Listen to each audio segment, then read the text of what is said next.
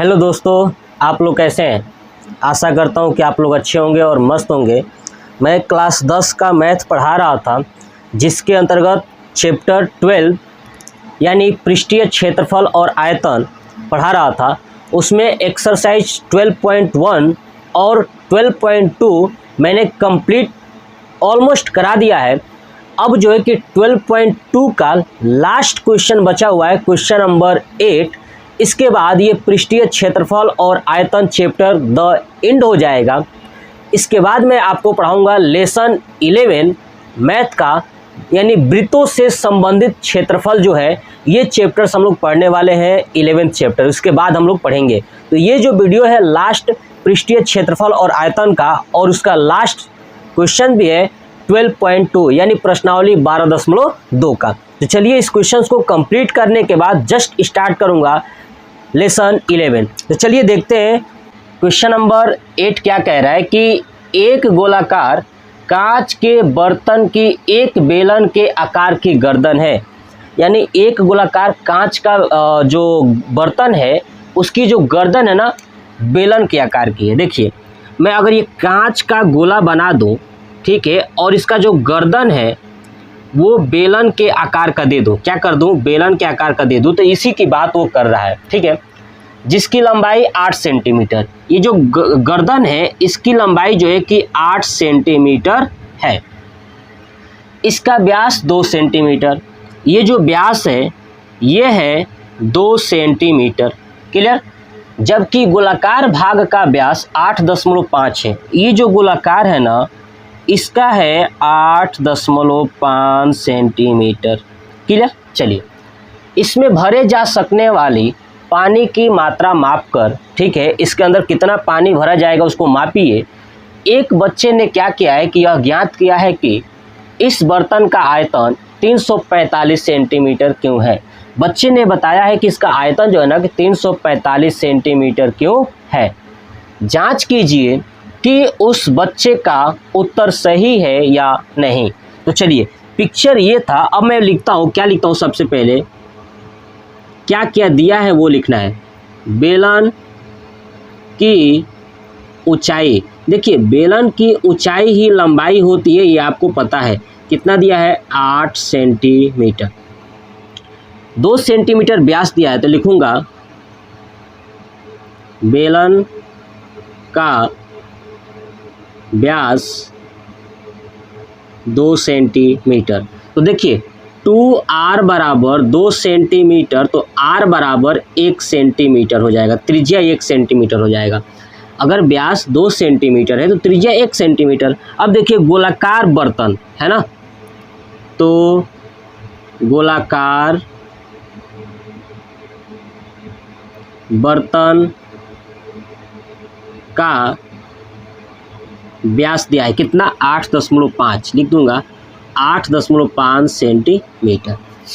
तो त्रिज्या कितना हो जाएगा, यानी 2r बराबर 8.5, तो r बराबर 8.5/2, यही होगा सेंटीमीटर। चलिए, अब हमसे पूछा है बर्तन का आयतन, तो लिखूंगा बर्तन का आयतन। अब बताइए, मैं पूरे बर्तन का अगर आयतन निकालना हो तो क्या करूं, बेलन का आयतन प्लस गोले का आयतन, तो क्या हो जाएगा, पूरे बर्तन का आ जाएगा। बस वही लिखना है, बेलन का आयतन प्लस गोले का आयतन। क्लियर। चलिए, बेलन का आयतन होता है πr² प्लस गोले का होता है 4/3 πr3। दोनों में पाई एक जैसा है तो कॉमन ले लेंगे, तो क्या बचेगा, r² प्लस 4/3 r3। क्लियर। देखिए, ये r जो है ना कि बेलन की त्रिज्या है, और h जो है कि बेलन की ऊंचाई है। इसमें का r जो है ना वो गोलाकार बर्तन की त्रिज्या है। क्लियर। तो चलिए पाई लिखता हूँ, पाई।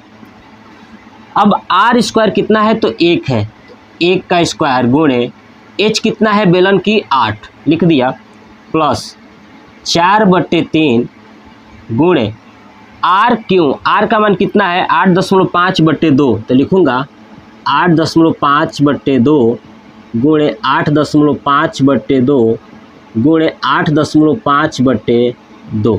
क्लियर। चलिए देखिए 2 दूना 4, फिर 2 से 2 कट जाएगा, 1 का करेंगे तो 1 ही होगा, 8 होगा, तो पाई कोष्टक में 8 प्लस 8.5 गुणे 8.5 गुणे 8.5 यानी 8.5 का क्यूब, तो क्यूब होता है 614.125 हो जाएगा, क्योंकि 3 अंक तक दशमलव भी लगाना है ना, तो 614.125 नीचे हो जाएगा 3 दूना 6, क्या हो जाएगा 6।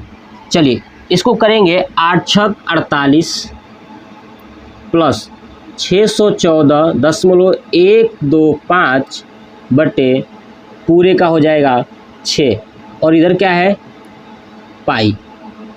क्लियर। चलिए अब इसको जोड़ देंगे तो 0.125 तो हो जाएगा 8 4 12, ठीक है, 4 और 1 5 और 1 6, 662, ठीक है, 662/6, और इधर क्या है तो पाई। क्लियर। अब 662.126 में अगर भाग करेंगे तो मैं लिख देता हूँ, कहीं भाग करने के लिए कहाँ लिखूँ, चलिए मैं इसके नीचे कर देता हूँ। देखिए 6/662.125 है ना।